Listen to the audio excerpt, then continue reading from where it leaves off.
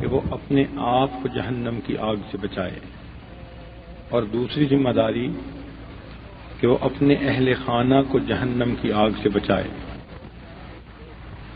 حدیث پاک میں آیا ہے کلکم راعٍ وکلکم مسئول عن رعیتہ، تم میں سے ہر ایک ذمہ دار ہے اور ہر ایک سے ان کے ماتحتوں کے بارے میں پوچھا جائے گا۔ مفسرین نے لکھا ہے المرأۃ راعیۃ علی اہل بیتہا، عورت بھی اپنے گھر کے لوگوں پر ذمہ دار ہوتی ہے، وہی مسئولۃ عنہا، اور یہ ان کے بارے میں قیامت کے دن سوال کیا جائے گا، پوچھا جائے گا۔ تو معلوم ہوا کہ عورت کے اوپر دو باتیں لازم ہیں، ایک تو اپنے آپ کو جہنم کی آگ سے بچائے، اور دوسرا گھر کے اندر جو اس کے ماتحت ہیں، بچے ہوئے یا اس کے قریبی محرم مرد ہیں یا گھر کی عورتیں ہیں، ان کو بھی جہنم کی آگ سے بچانے کی کوشش کرے۔ عام طور پر عورتوں میں یہ بات ہوتی ہے کہ ہماری ذمہ داری تو بچوں کی تربیت کرنا، پالنا اور گھر داری کا انتظام سنبھالنا، یہ بالکل صحیح بات ہے، لیکن اس کے ساتھ ایک دینی ذمہ داری بھی ہے۔ دینی ذمہ داری یہ ہے کہ ہر عورت خود بھی نیکی کرے اور گھر کی چار دیواری کے اندر رہتے ہوئے اپنے بچوں کو، محرم مردوں کو یا گھر کی عورتوں کو دین کی طرف متوجہ کرے۔ یہ بھی ہر عورت کی ذمہ داری ہے، اس کے بغیر قیامت کے دن بخشش نہیں ہوگی، چونکہ قرآن مجید کی آیت بتا رہی ہے کہ یہ ہمارے اوپر لازم ہے۔ تو دو طرح کی ذمہ داریاں ہیں، اس دوسری ذمہ داری کی طرف عام طور پر بڑی کوتاہی ہوتی ہے۔ بعض عورتیں خود تو نیکی کر بیٹھتی ہیں، خود تو تلاوت کر لیتی ہیں، دین پر عمل کر لیتی ہیں، جہاں بچوں کا معاملہ آتا ہے تو بڑے آرام سے کہہ دیتی ہیں جی ہماری تو کوئی سنتا نہیں۔ حالانکہ اگر وہی بچے بند کرو کیا پنکھا، حالانکہ اگر وہی بچے اسکول جانا چھوڑ دیں، یونیورسٹی جانا چھوڑ دیں، تو یہی ماں ان کو ایسے سیدھا کرے گی کہ وہ ان کے سارے کسبل نکال کے رکھ دے گی۔ تو جب اسکول کالج کے تعلیم میں کمی آنے پر ماں ان کو سیدھا کر کے رکھ دیتی ہے، تو پھر دین کے معاملے میں ماں کیوں نہیں یہ گر استعمال کرتی؟ تو یہ ماں کے اوپر ذمہ داری ہے۔ ایک بات ذرا توجہ سے سنیے، عورت کو اس دنیا میں چار طرح کی محبتیں ملتی ہیں۔ ہر عورت کو دنیا میں چار طرح کی محبتیں نصیب ہوتی ہیں۔ ایک محبت اسے ملتی ہے بیٹی ہونے کی حیثیت سے، ماں باپ کو بیٹی سے پیار ہوتا ہے، بیٹی کو ماں باپ سے پیار ہوتا ہے۔ یہ ایک شرعی، ایک فطری محبت ہے جو اللہ تعالیٰ نے بیٹی اور ماں باپ کے درمیان رکھ دی ہے۔ اس کا شریعت سے ثبوت بھی ملتا ہے، چنانچہ نبی علیہ الصلوۃ والسلام کو بھی اپنی بیٹیوں سے بہت محبت تھی۔ آپ کی بڑی بیٹی سیدہ زینب رضی اللہ تعالیٰ عنہا، ان سے نبی علیہ السلام کو بہت محبت تھی، اور ان کو نبی علیہ السلام سے بہت زیادہ محبت تھی، بلکہ دین کی خاطر جتنی تکلیفیں انہوں نے اٹھائیں، نبی علیہ السلام نے فرمایا اتنا کسی دوسرے نے نہیں اٹھائیں۔ ان کے خاوند ابتدا میں مسلمان نہیں ہوئے تھے، مگر وہ ان کی اجازت سے مکہ مکرمہ سے مدینہ چلیں، تو جب کافروں کو پتہ چلا تو انہوں نے کچھ لوگوں کو بھیج دیا جنہوں نے آ کر ان کی سواری پر ایسا وار کیا کہ وہ اپنی سواری کے اوپر سے نیچے زمین پر آ گری، ان کی ریڑھ کی ہڈی میں چوٹ آئی، بلکہ اس وقت وہ حاملہ تھیں تو حمل بھی ضائع ہو گیا۔ اب اتنی شدید تکلیف کی حالت میں انہوں نے مکہ مکرمہ سے مدینہ کا سفر کیا۔ عورتیں اچھی طرح اندازہ لگا سکتی ہیں کہ ایبارشن کے بعد 400 میل کا سفر، اور وہ بھی سواری پر یا پیدل، گرمی میں پانی نہیں، سہولیات زندگی نہیں، تو پتہ نہیں انہوں نے یہ سفر کیسے کیا ہوگا۔ اسی لیے بقیہ پوری زندگی ان کو لو بیک پین محسوس ہوتی تھی. اللہ کے نبی ان کو دیکھ کر فرماتے تھے کہ میری اس بیٹی کو دین کی خاطر بہت تکالیف دی گئی. ان سے نبی علیہ السلام کو بہت محبت تھی. چنانچہ ایک موقع پر ان کے خاوند کافروں کی طرف سے آئے تو وہ گرفتار ہو کر نبی علیہ السلام کی خدمت میں حاضر ہوئے. نبی علیہ السلام نے صحابہ کرام سے مشورہ کیا کہ ان کفار کے جو لوگ قید ہو کر آئے ان کے بارے میں کیا کرنا چاہیے. صحابہ نے مشورہ دیا اے اللہ کے نبی ان سے فدیہ لے لینا چاہیے اور ان کو آزاد کر دینا چاہیے. جب یہ بات باہر نکلی تو ان کے جتنے رشتہ دار تھے انہوں نے پیسے بھجوانے شروع کیے تاکہ ان کے جو رشتہ دار ہیں ان کو آزاد کر دیا جائے.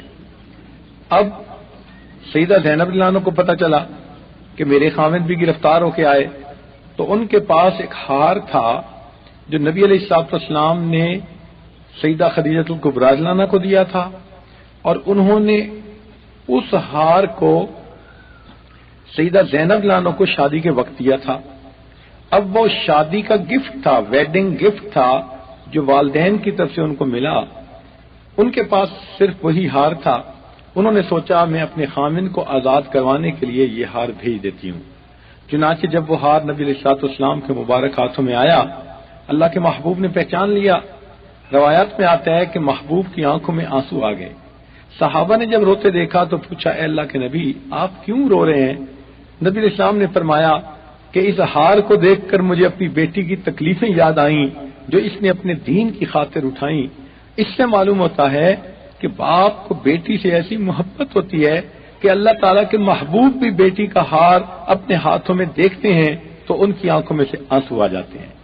چنانچہ صحابہ کرام نے مشورہ دیا اے اللہ کے نبی ان کو ہار بھی واپس کر دیا جائے اور ان کے خامند کو بھی آزاد کر دیا جائے. چنانچہ صحابہ کرام کے اس تجویز پر نبی علیہ السلام نے ایسے ہی کیا. اس کا فائدہ یہ ہوا کہ ان کے خامند کچھ عرصے کے بعد مسلمان ہو گئے. نبی علیہ السلام کو سیدہ فاطمہ الزہرا رضی اللہ عنہا سے محبت تھی. اتنی محبت تھی کہ جب وہ تشریف لایا کرتی تھیں تو نبی علیہ السلام کھڑے ہو کر ان کا استقبال فرماتے تھے، ان کو اپنی جگہ پر بٹھاتے تھے.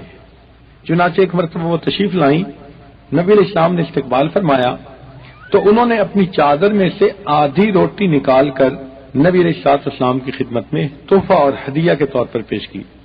نبی علیہ السلام نے فرمایا فاطمہ یہ روٹی کیسے لائی؟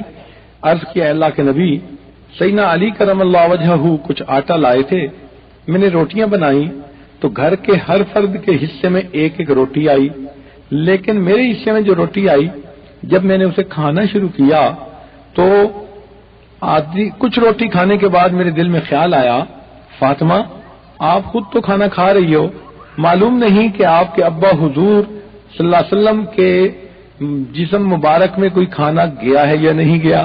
جیسے یہ خیال آیا اے اللہ کے نبی میں نے اس آدھی روٹی کو اپنی چادر میں باندھا اور میں آپ کی خدمت میں حاضر ہوئی ہوں، آپ میری طرف سے ہدیہ قبول کر لیجئے.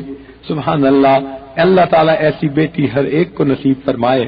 حدیث پاک میں آتا ہے کہ نبی علیہ السلام نے اس کا ایک لقمہ لیا اور اس کو توڑ کر اپنے منہ میں ڈالا اور فرمایا فاطمہ قسم ہے اس ذات کی کہ جس کے قبضے میں محمد صلی اللہ علیہ وسلم کی جان ہے، آج 3 دن گزر گئے میرے منہ میں روٹی کا کوئی لقمہ بھی نہیں گیا.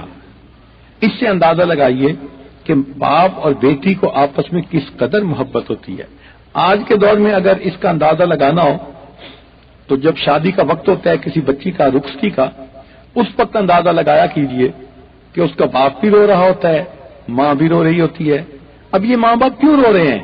جو ان کی پوری زندگی کی کمائی تھی وہ تو یہ لڑکی کو دے چکے، اپنے سر سے بوجھ اتار چکے. ان کو تو خوش ہونا چاہیے کہ ہم نے فرض نبھا دیا، مگر نہیں، وہ کھڑے رو رہے ہوتے ہیں. کس لیے؟ کہ ان کو پتا ہوتا ہے ہم نے اس بیٹی کو اتنی محبتوں سے پالا، اب یہ دوسرے گھر جا رہی ہے، پتہ نہیں وہ لوگ اس کے ساتھ کیسا معاملہ کریں، لہذا ان کی آنکھوں سے رم جم آنسو برس رہے ہوتے ہیں. تو یہ محبتیں اللہ تعالیٰ نے ہی بنائی ہیں. شریعت کہتی ہے کہ جب اس محبت کی وجہ سے بیٹی اپنے ماں باپ سے اپنے دنیا کے چھوٹے چھوٹے مطالبے منوا لیتی ہے تو پھر وہ دین کی بات کیوں نہیں منوا سکتی. لہذا آج بھی دیکھا گیا اپنے کپڑے جوتی کے معاملے میں، پہننے اوڑھنے کے معاملے میں بچی ابو کو جو کہہ دیتی ہے باپ کو کر دیتا ہے، ماں کو جو کہہ دیتی ہے ماں وہ مان لیتی ہے۔ تو اگر یہ دنیا کی معاملات کو ماں باپ سے منوا لیتی ہے تو پھر شریعت کو سامنے کیوں نہیں رکھتی کہ اپنے ماں باپ کو دین کی طرف متوجہ کرے؟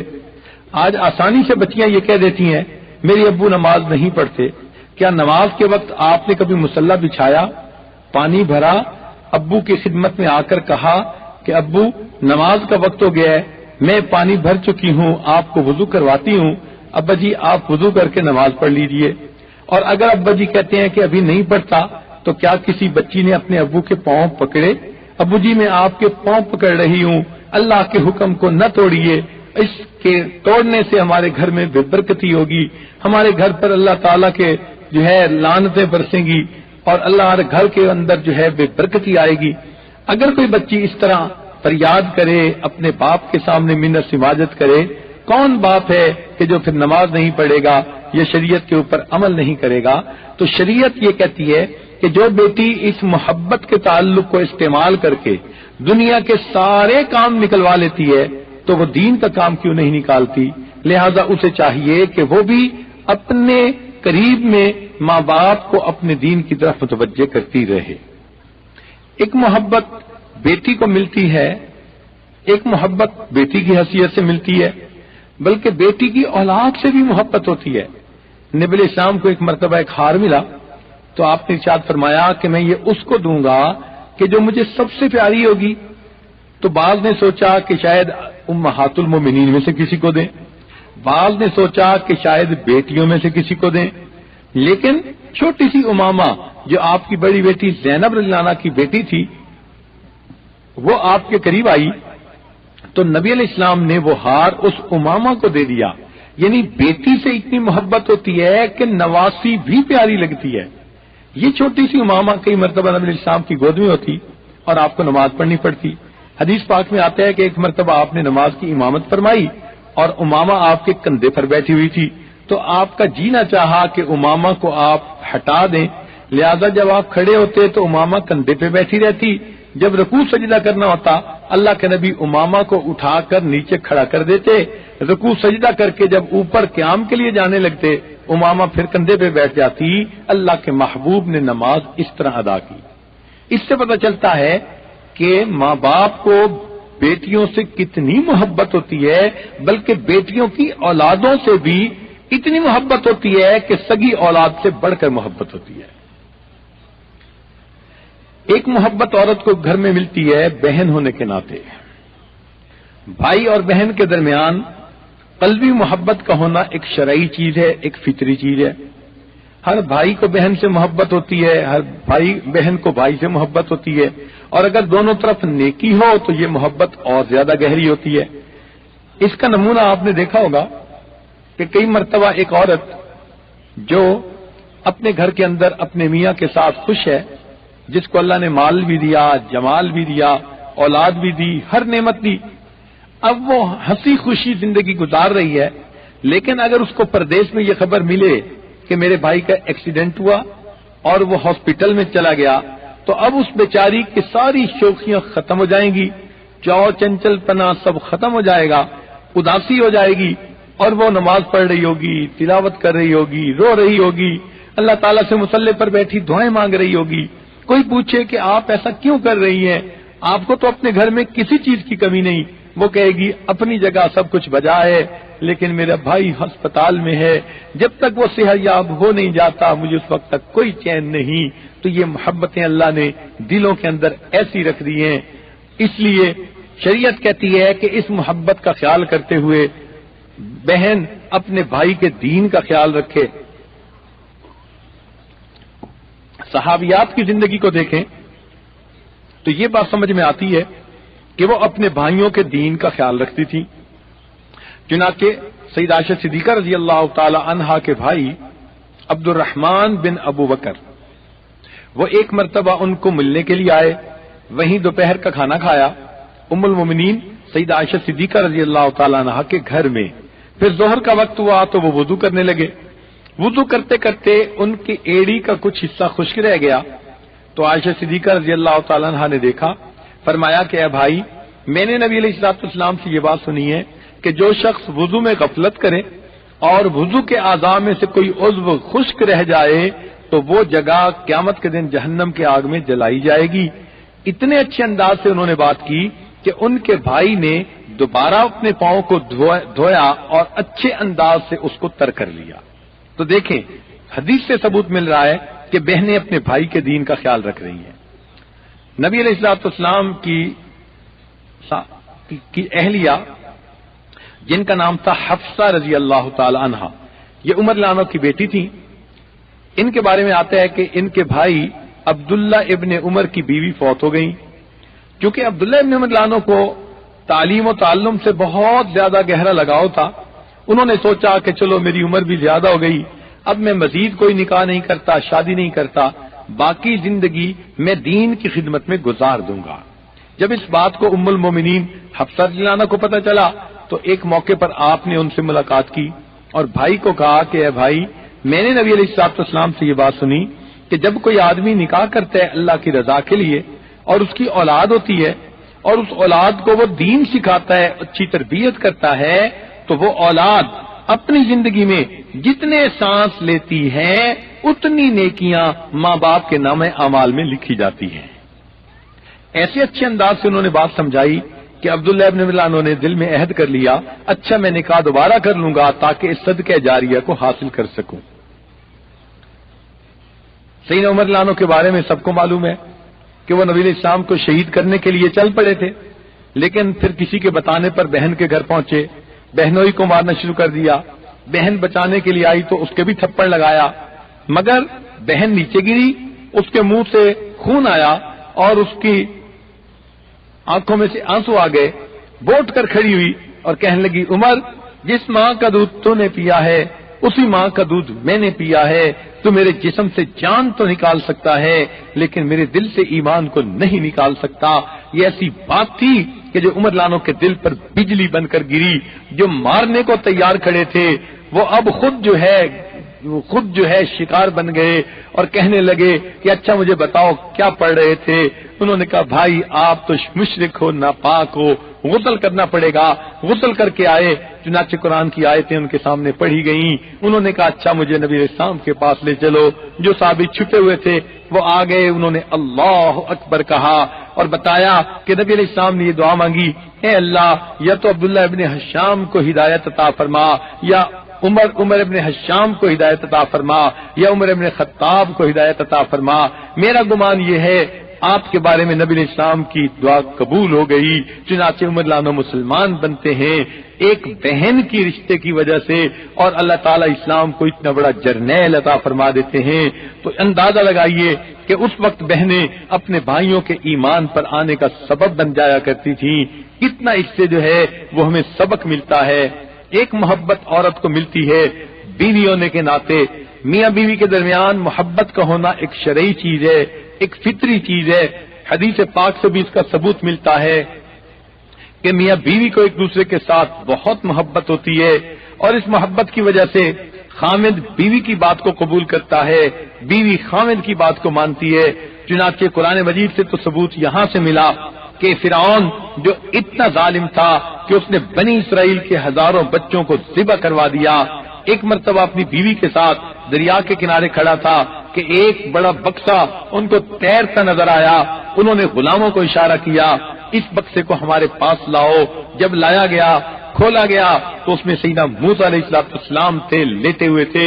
فرعون کی بیوی نے بچے کو دیکھا، اسے بچہ اچھا لگا، وہ کہنے لگی لا تقتلوہ، آپ نے اس بچے کو قتل نہیں کرنا، عسیٰ ان ینفعنا او نتخذہ ولدا، ہو سکتا ہے ہم اسے اپنا بیٹا بنائیں، یہ ہمیں فائدہ دے۔ تو جب بیوی نے یہ کہہ دیا، فرعون جیسا ظالم جو بنی اسرائیل کے ہزاروں بچوں کو ذبح کروا چکا تھا، بنی اسرائیل کے ہزاروں بچوں کے جو ہے وہ قتل کروا چکا تھا، وہ اپنی بیوی کے سامنے انکار نہ کر سکا اور کہنے لگا اچھا میں اس کو قتل نہیں کرواتا۔ تو جب فرعون جیسا ظالم اپنی بیوی کی بات مان لیتا ہے تو پھر ایک مومن اپنی بیوی کی بات کیوں نہیں مانتا؟ یہ تو بات کرنے کی ہوتی ہے۔ بیوی اگر محبتیں دے، الفتیں دے اور اپنے خامد کو پیار دے، خدمت دے تو خامد کا دل جیت لیا کرتی ہے، پھر خامد اس کو محبت و پیار اور بڑھ کے دیتا ہے۔ چنانچہ قرآن مجید، چنانچہ حدیث پاک سے ثابت ہوتا ہے، نبی علیہ السلام کی صاحبزادی سیدہ زینب رضی اللہ تعالیٰ عنہا جب ہجرت کر کے مکہ سے مدینہ چلی گئیں تو ان کے خامد چونکہ ابھی کافر تھے، مکہ مکرمہ میں تھے، تو قریش مکہ نے مل کر آپس میں مشورہ کیا ان کو کہا جائے کہ یہ زینب کو طلاق دے دیں اور کسی اور شادی کر لیں، تو انہوں نے چنانچہ کہا کہ ابو العاص کو کہا کہ بات یہ ہے، ہم آپ کو ہر سہولت دیتے ہیں، مال پیسہ دیتے ہیں، مکہ مکرمہ کی خوبصورت سے خوبصورت ترین لڑکی کی طرف اشارہ کر دو، ہم اسے تمہاری بیوی بنا دیتے ہیں، مگر تم محمد صلی اللہ علیہ وسلم کی بیٹی کو طلاق دے کر فارغ کر دو۔ حدیث پاک میں آتا ہے، انہوں نے کہا بات یہ ہے، میں نے زینب کو جب دیکھا، اس کی محبت کو دیکھا، اب میرے دل میں اس نے ایسا مقام پا لیا ہے کہ اس کے بغیر میری زندگی کا تصور نہیں۔ اگر میں بیوی کی حیثیت سے دیکھنا چاہتا ہوں تو زینبی کو دیکھنا چاہتا ہوں۔ چنانچہ انہوں نے ہرگز طلاق نہیں دی اور بالآخر اللہ نے ان کو اسلام کی توفیق عطا فرما دی۔ اس سے پتہ چلتا ہے کہ جب عورت اپنے خامد کی خدمت کرے، محبتیں دے، ضدیں چھوڑے، آپس میں ایک دوسرے کے ساتھ بحث و مباحثہ چھوڑے، ایک دوسرے کو نیچا دکھانے کی کوششیں چھوڑے، محبت بھری زندگی گزارنی شروع کر دے تو اس محبت کی وجہ سے خامد پھر اپنی بیوی کی بات مان لیا کرتا ہے۔ چنانچہ اس کا ایک اور واقعہ بھی حدیث پاک میں آتا ہے، ام سلیم رضی اللہ تعالیٰ عنہا ایک صحابیہ ہیں، ان کے پہلے خامد فوت ہو گئے، بیوہ ہو گئیں، ان کے رشتہ داروں میں ایک بہت امیر نوجوان تھے، اللہ نے ان کو خوبصورتی بھی دی تھی، سیرت کے بھی بہت اچھے تھے اور لوگ ان کو بہت پسند کرتے تھے، مال و دولت بھی بہت تھا۔ چنانچہ انہوں نے ام سلیم رضی اللہ تعالیٰ عنہ کی طرف اپنے لیے پیغام نکاح بھیجا۔ جب انہوں نے پیغام نکاح بھیجا تو ام سلیم رضی اللہ تعالیٰ عنہ نے کہلوایا کہ میرا اور آپ کا نکاح نہیں ہو سکتا، میں مسلمان ہوں، آپ کافر ہیں، تو اس لیے ہمارا ایک دوسرے سے نکاح ممکن ہی نہیں۔ کچھ عرصہ اسی طرح گزر گیا، کچھ عرصے کے بعد پھر ملاقات ہوئی، رشتہ دار تھے، انہوں نے ڈائریکٹ خود بات کی، کہنے لگے کہ ام سلیم تم کیوں بیوگی کی زندگی گزارتی ہو، میں تمہیں اپنے نکاح میں لینے کے لیے تیار ہوں، اپنی جوانی ضائع نہ کرو، آؤ مل جل کر میاں بیوی بن کر زندگی گزارتے ہیں۔ جب انہوں نے یہ بات کی تو ام سلیم رضی اللہ تعالیٰ عنہ نے جواب دیا کہ بات یہ ہے کہ آپ ایک اچھا رشتہ ہو، میرا گمان یہ ہے کہ دنیا کی کسی عورت کی طرف بھی یہ رشتہ اگر چلا جائے تو کوئی عورت اس رشتے کا انکار نہیں کر سکتی، اتنی اچھی پرپوزل ہے، ہر عورت ہاں کرے گی کہ میرا شریک حیات ایسا ہونا چاہیے، میں بھی چاہتی ہوں کہ میری آپ سے شادی ہو جائے، مگر اس میں ٹیکنیکل قسم کا پرابلم یہ ہے کہ میں مسلمان ہوں، آپ کافر ہیں، میں کافر کے نکاح میں آ ہی نہیں سکتی، اس کے لیے میں حلال ہو ہی نہیں سکتی۔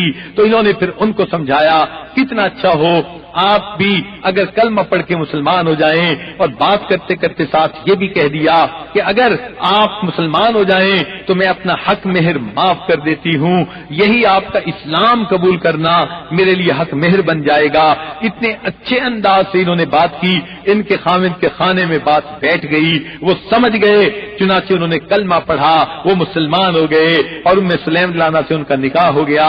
چنانچہ صحابہ آپس میں گفتگو کرتے تھے، فرماتے تھے عورتوں کے دنیا میں عجیب و غریب حق مہر ہوا کرتے ہیں، لیکن سب سے بہتر حق مہر ام سلیم کا ہے کہ جس نے اپنے مہر میں اپنے خامد سے دین مانگا، کلمہ مانگا، ایمان مانگا۔ اس سے پتہ چلتا ہے کہ اس دور میں بیویاں اپنے خامدوں کو دین کی طرف لانے کے لیے کتنی فکر مند ہوا کرتی تھیں، اور بھی مثالیں ملتی ہیں۔ چنانچہ حضرت جب فتح مکہ ہوا اور نبی علیہ السلام مکہ مکرمہ میں آئے تو مکہ مکرمہ میں جو قریش کے بڑے بڑے سردار تھے، کئی تو بھاگ گئے اور کئیوں نے آ کے اسلام قبول کر لیا۔ اکرمہ رضی اللہ تعالیٰ عنہ ابو جہل کے بیٹے اور نبی علیہ السلام کے بہت بڑے دشمن تھے، یہ بھی بھاگ گئے۔ ان کو پکا یقین تھا کہ اب میرے قتل کا حکم دیا جائے گا۔ ان کی بیوی ام حکیم رضی اللہ تعالی عنہا نبی علیہ السلام کی خدمت میں حاضر ہوئی اور کہنے لگی ہیں اللہ کے نبی اگر میرے خاوند آپ کے پاس آ جائیں اسلام قبول کرنے کے لیے آپ ان کی جان کی امان دے دیجئے ان کو قتل نہ کروائیے. نبی علیہ السلام نے کہا ٹھیک ہے اگر وہ کلمہ پڑھ لیتے ہیں ہم ان کو قتل نہیں کروائیں گے. چنانچہ ام حکیم رضی اللہ تعالی عنہا یہ اپنے خاوند کو ڈھونڈنے کے لیے نکلی, ایک جگہ ان کو تلاش کر لیا اور ان کو لے کر واپس آئیں اور نبی علیہ السلام کی خدمت میں پیش کیا. انہوں نے کلمہ پڑھا اور ایک بیوی کی کوشش سے اللہ نے اسلام کو اکرمہ رضی اللہ تعالیٰ عنہ جیسا جرنیل عطا فرما دیا. تو ان مثالوں سے کیا باتیں سامنے آتی ہیں کہ بیوی اگر خاوند کی اطاعت کرے اس کو محبت دے الفت دے تو خاوند اپنی بیوی کی بات مانا کرتا ہے. آپس میں اللہ نے محبتیں رکھ دی, یہ شرعی محبتیں ہیں. اللہ تعالیٰ چاہتے ہیں کہ میاں بیوی جتنی محبت و پیار کی زندگی گزاریں اتنا ہی زیادہ اچھا ہے. اس لیے روایت میں آتا ہے کہ جب کوئی خاوند اپنی بیوی کو دیکھ کر مسکراتا ہے اور بیوی اپنے خاوند کو دیکھ کر مسکراتی ہے اللہ تعالیٰ ان دونوں کی طرف دیکھ کر مسکراتے ہیں. لہذا الفتوں محبتوں کی زندگی گزارنی چاہیے. نبی علیہ السلام کو اپنی بیویوں سے محبت تھی, چنانچہ آپ اس کا اظہار بھی فرماتے تھے. حدیث پاک میں آتا ہے ایک مرتبہ آپ بیٹھے کھانا کھا رہے تھے تو آپ کے پاس سیدہ عائشہ صدیقہ رضی اللہ تعالیٰ عنہا بھی موجود تھیں. آپ نے فرمایا عائشہ آپ مجھے اتنی پیاری لگتی ہو جیسے گڑ اور مکھن کو ملا کے کھایا جائے یا کھجور مکھن کو ملا کے کھایا جائے. تو جب نبی علیہ السلام نے یہ بات کہی عائشہ رضی اللہ تعالیٰ عنہ تڑپ کے بولی اے اللہ کے محبوب آپ مجھے اتنے مرغوب ہیں اتنے پسندیدہ ہیں جتنا شہد اور مکھن کو ملا کے کھانا مرغوب ہوتا ہے. نبی علیہ السلام مسکرائے فرمایا عائشہ تیرا جواب میرے جواب سے زیادہ اچھا تھا. تو دیکھیں میاں بیوی کے درمیان ایسی محبتیں ہوتی ہیں یہ اللہ تعالیٰ نے رکھی ہوتی ہیں. اسی محبت کی وجہ سے پھر دونوں ایک دوسرے کی بات مان لیا کرتے ہیں. خاوند کی بات بیوی مانتی ہے اس لیے کہ اللہ نے خاوند کو درجہ اور مقام عطا فرمایا اور خاوند بیوی کی بات اس کی محبت کی وجہ سے مانتا ہے. عورت کو چاہیے اپنے خاوند کو خدمت سے خوش کرے اور نیکی دینداری کی وجہ سے اپنے خاوند کا دل جیتے. پھر جو کہے گی خاوند اس کی بات کو پورا کر دکھائے گا. آج تو ضدوں کے ذریعے اور اپنے خاوندوں کو نیچے دکھانے کی کوششیں کی جاتی ہیں, لڑائی جھگڑے کے ذریعے خاوندوں کو نیچے دکھانے کی کوشش کی جاتی ہیں. پھر ایسی عورت اپنے خاوند کی محبت کیسے پائے گی؟ لہذا یہ الفتیں محبتیں شرعی چیز ہیں. اس لیے ہمیں چاہیے کہ آج کی بیویاں اپنے خاوندوں کی دینداری کی فکر کر سکیں. اس لیے کہ حدیث پاک کا مفہوم یہی کہ عورت سے اپنے بارے میں بھی پوچھا جائے گا اور پھر یہ بھی پوچھا جائے گا اپنے خاوند کو دین کی طرف متوجہ کرنے کے لیے کیا کوشش کی. آج کی بیوی اگر کپڑے جوتی کی ضرورت محسوس کرتی ہے تو وہ اپنے خاوند سے بات منوا لیتی ہے. بائی ہک کر بائی کروک وہ چاہتی ہے کہ میری بات پوری کر دی جائے اور ڈھنگ نکال لیتی ہے, طریقے نکال لیتی ہے, اپنی بات کو پورا کروا کے دکھاتی ہے. تو اگر یہ بیوی اپنے خاوند سے دنیا کے معاملات کو سنوارنے والے کام کروا سکتی ہے تو کیا یہ اپنے خاوند سے دین کی بات کیوں نہیں کر سکتی, دین کی طرف متوجہ کیوں نہیں کر سکتی؟ نیک بیویاں اپنے خاوندوں کو دین کی طرف متوجہ کر لیتی ہیں. اس لیے حدیث پاک میں آتا ہے سب سے افضل عورت وہ ہے کہ جو رات خود بھی تہجد میں اٹھے اور اپنے خاوند کو بھی تہجد میں اٹھائے, تو وہ اللہ کے نزدیک بڑی پسندیدہ بیوی ہوتی ہے. کاش کہ ہمارے اندر بھی یہی جذبے ہوتے, یہی محبتیں ہوتی اور ہم دین میں ایک دوسرے کا معاون بن رہے ہوتے. تو بیوی ہونے کے ناطے جو محبتیں ملتی ہیں شریعت کہتی ہے ان محبتوں کو استعمال کر کے بیوی اپنے خاوند کے دین کا فکر کرے, دین کے کاموں میں اپنے خاوند کے ساتھ وہ تعاون کرے.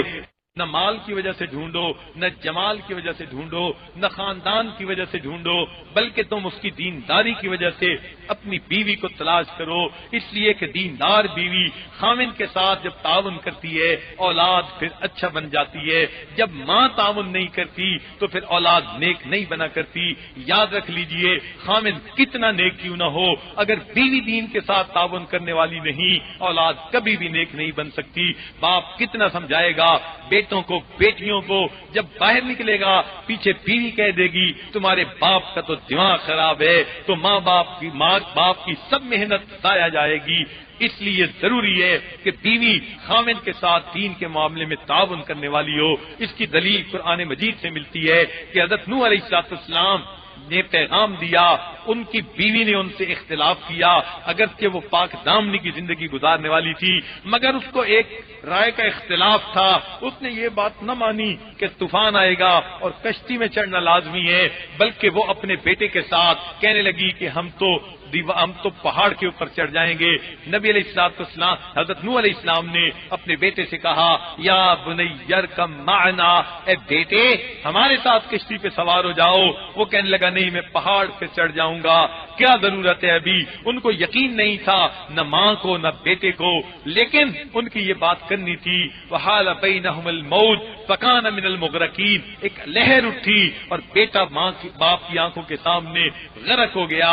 جب بیٹا غرق ہوا تو اللہ کے نبی علیہ السلام کو بڑی تکلیف ہوئی، قدری شفقت تھی، اس لیے انہوں نے اللہ تعالیٰ سے دعائیں مانگی۔ تو اس سے مفسرین نے نتیجہ نکالا کہ جب حضرت نوح علیہ السلام اللہ کے پیغمبر ہیں مگر بیوی کے اختلاف رائے کی وجہ سے بیٹا ان کی کشتی میں نہیں بیٹھا بلکہ کافروں کے طریقے پر عمل کر کے کہنے لگا میں تو اس پہاڑ کی چوٹی پہ چلا جاؤں گا، تو اس سے ثابت ہوا خامن کتنا نیک کیوں نہ ہو اگر بیوی تعاون نہیں کرے گی تو اولاد کبھی بھی دیندار نہیں بن سکتی۔ بیویوں کو چاہیے وہ تعاون کرے، ماں کی حیثیت کو پہچانے، اولاد کی اچھی تربیت کرنے کی کوشش کریں۔ اس امت کے اندر دیکھیں تو ایسی مائیں گزری جنہوں نے اپنی اولاد کو نیک تربیت دی، اچھی تربیت دی، اور ان کی اولادیں پھر امت کے اندر دین کا کام کرنے والی بن گئیں۔ چنانچہ اس طرح کے جو ہے ماں کے کہنے پر اولاد کا جو ہے دین پر آ جانا، اس کی بہت ساری مثالیں دلیلیں حدیث پاک سے ملتی ہیں۔ ایک دلیل تو اس کی یہ بھی ہے کہ ام سلیم رضی اللہ تعالیٰ عنہا کے پہلے خاوند ان کا نام مالک تھا اور وہ ایک مرتبہ تجارت کے لیے دوسرے ملک گئے ہوئے تھے۔ اب جب پیچھے ام سلیم رضی اللہ تعالیٰ عنہا نبی علیہ السلام کی خدمت میں حاضر ہوئی تو انہوں نے نبی علیہ السلام کا واز سنا، دل موم ہو گیا، انہوں نے کلمہ پڑھا، مسلمان ہو گئیں۔ جب ان کے خامد واپس آئے تو انہوں نے اپنے خامد کو بتایا کہ میں تو کلمہ پڑھ کے مسلمان ہو چکی ہوں، آپ بھی مسلمان ہو جائیے۔ انہوں نے جواب میں کہا میں نے تو ابھی سوچا نہیں۔ چنانچہ ابھی میاں بیوی بات کر رہے تھے، ان کے چھوٹے بیٹے جن کا نام انس تھا، وہ ننھا منا بچہ وہ ماں باپ کے قریب آیا، اس کو دیکھ کر باپ نے کہا بیٹے تمہاری ماں مسلمان ہو گئی، نہ میں نے ہونا ہے نہ تو نے ہونا ہے۔ جب باپ نے یہ بات کہی تو ماں نے کہا بیٹے میں کلمہ پڑھ کے مسلمان ہو گئی ہوں، تم بھی کلمہ پڑھ کر مسلمان ہو جا۔ اب ننھے انس نے ایک نظر باپ پر ڈالی، ایک نظر ماں پر ڈالی۔ حدیث پاک میں آتا ہے اس نے اونچی آواز سے کلمہ پڑھا اور وہ بھی اسلام کے اندر داخل ہو گیا۔ تو دیکھیے ماں باپ کی نسبت بھی ماں کی بات اولاد زیادہ مانتی ہے۔ شریعت کہتی ہے اب ماں کی یہ ذمہ داری ہے کہ وہ بچوں کے دین کا خیال کرے۔ ماں یہ تو سوچتی ہے میرے مرنے کے بعد بچوں کا کیا ہوگا، یہ کیوں نہیں سوچتی بچوں کے مرنے کے بعد بچوں کا کیا بنے گا، یہ جہنم میں جائیں گے یا جنت میں جائیں گے۔ لہذا ماں کو چاہیے بچوں کے دین کا خیال رکھے۔ ایک بچہ بھوکا رہے ماں سے برداشت نہیں ہوتا، ایک بچہ دھوپ میں کھڑا رہے ماں سے برداشت نہیں ہوتا، تو یہ بچہ اگر نیک نہ بنا تو جہنم میں ڈالا جائے گا۔ ماں کیسے برداشت کرے گی؟ جہنم کی آگ میں بھونا جائے گا، کیسے برداشت کرے گی؟ اس کو جہنم کے اندر بھوکا رکھا جائے گا، ماں کیسے برداشت کرے گی؟ آج وقت ہے اپنی اولاد کو دین کی طرف متوجہ کرنے کا۔ لہذا عورتوں کو چاہیے وہ بیٹی ہیں تو ماں باپ کو دین کی طرف متوجہ کریں، بہن ہیں تو بھائی بہنوں کو دین کی طرف متوجہ کریں، بیوی ہیں تو خاوند کو دین کی طرف متوجہ کریں، ماں ہیں اپنی اولاد کو دین کی طرف متوجہ کریں۔ اگر ہم اسلام کی تاریخ پر نظر ڈالیں تو پہلے وقتوں میں مائیں اپنے بچوں کی دینی تربیت کیا کرتی تھیں۔ آپ نے کتابوں میں پڑھا ہوگا شیخ عبدالقادر جیلانی رحمۃ اللہ علیہ جب تشریف لے گئے پڑھنے کے لیے ماں نے نصیحت کی میرے بیٹے تم ہمیشہ سچ بولنا۔ چنانچہ بیٹے نے سچ بولا، جس پر کہ ڈاکوؤں کا واقعہ تھا ان کو اسلام کی توفیق ہوئی۔ تو اللہ تعالیٰ نے شیخ عبدالقادر جیلانی رحمۃ اللہ علیہ کو وقت کا سب سے بڑا شیخ پیران پیر بنا دیا۔ یہ ان کی ماں کی دعائیں تھیں جو ان کے ساتھ ہوا کرتی تھیں۔ اسی طرح بایزید بستامی رحمۃ اللہ علیہ کے بارے میں آتا ہے بچپن میں یتیم ہو گئے، ان کی پرورش ان کی والدہ نے کی، اچھی تربیت کی اور یہ وقت کے اتنے بڑے شیخ بنے۔ ان کے بارے میں جنید بغدادی رحمۃ اللہ علیہ فرمایا کرتے تھے کہ بایزید بستامی کو اولیاء کے اندر وہ مقام حاصل ہے جو جبریل علیہ السلام کو فرشتوں کے اندر مقام حاصل ہے، اتنے بڑے بزرگ بنے۔ اسی طرح شیخ خواجہ قطب الدین بختیار کاکی رحمۃ اللہ علیہ، ان کی تربیت ان کی والدہ نے کی۔ اس کے مشہور واقعہ ہے قطب الدین بختیار کاکی رحمۃ اللہ علیہ کا۔ اسی طرح حضرت خواجہ معین چشتی اجمیری رحمۃ اللہ علیہ، ان کی تربیت ان کی والدہ نے کی، حتیٰ کہ بچپن میں کبھی ان کو بے وضو دودھ بھی نہیں پلایا تھا۔ اس برکت کا یہ نتیجہ نکلا 7 لاکھ ہندو ان کے ہاتھ پر مسلمان ہوئے، 70 لاکھ مسلمان توبہ طائب ہو گئے۔ اللہ نے یہ اعزاز عطا فرمایا۔ تو مائیں اس وقت میں اولاد کو دین کی طرف متوجہ کرتی تھیں اور بچے پھر بڑے ہو کر کتنے اچھے بنا کرتے تھے۔ تو یہ ایک فطری سی چیز ہے۔ آج کی ماں کو بھی چاہیے اپنی اولاد کو دیندار بنانے کے لیے فکر مند ہو جائے، دل میں غم لگا ہوا ہو، فکر لگی ہوئی ہو میری اولاد دیندار کیسے بن جائے۔ آج تو ماں اپنے ہاتھوں سے فرنگیوں جیسے کپڑے خریدتی ہے، انگریزوں جیسے کپڑے خریدتی ہے اور انہی جیسے کپڑے اپنے معصوم بچے کو پہناتی ہے، پھر جو ہے ٹی وی آن کر کے بچے کو گود میں لے کر بیٹھتی ہے، سینے سے لگا کے دودھ بھی پلاتی ہے، ٹی وی کے اوپر ڈرامہ بھی دیکھ رہی ہے۔ اب جب وہ تھرکتے جسموں کو دیکھے گی، گانے والیوں کو دیکھے گی اور اس حالت میں بچے کو دودھ پلائے گی تو بچے کی روحانیت کا کیا بنے گا؟ ماں نے اس بچے کی روحانیت کا گلا اپنی گود کے اندر گھونٹ کے رکھ دیا، اس لیے پھر بچے بے ادب بنتے ہیں، نہ فرمان بنتے ہیں، نہ ماں باپ کی مانتے ہیں، نہ کسی اور کی بات مانتے ہیں، پھر کہتی پھرتی ہیں جی کیا کریں اولاد تو سنتی نہیں، میرا بیٹا تو میرے لیے زندہ مردہ برابر ہے، میں کیا کروں؟ چنانچہ یہ باتیں اس وقت کرنی پڑتی ہیں جب ہاتھوں سے اولاد نکل جاتی ہے۔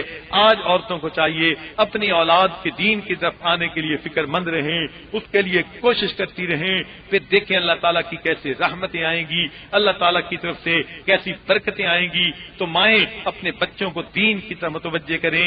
چنانچہ اس کے بہت سارے واقعات ہیں، 2 واقعات سنا کر پھر بات کو مکمل کرنے کی کوشش کرتے ہیں۔ ایک صحابیہ تھی، ان کا نام تھا سیدہ خنسا رضی اللہ تعالی عنہا۔ اللہ تعالیٰ نے ان کو 4 بیٹے عطا کیے تھے۔ ان کے بارے میں آتا ہے کہ جب وہ بچوں کے ساتھ بیٹھ کر کھانا کھانے لگتی کہتی میرے بیٹو نہ میں نے تمہارے ماموں کو رسوا کیا نہ میں نے تمہارے باپ کے ساتھ خیانت کی۔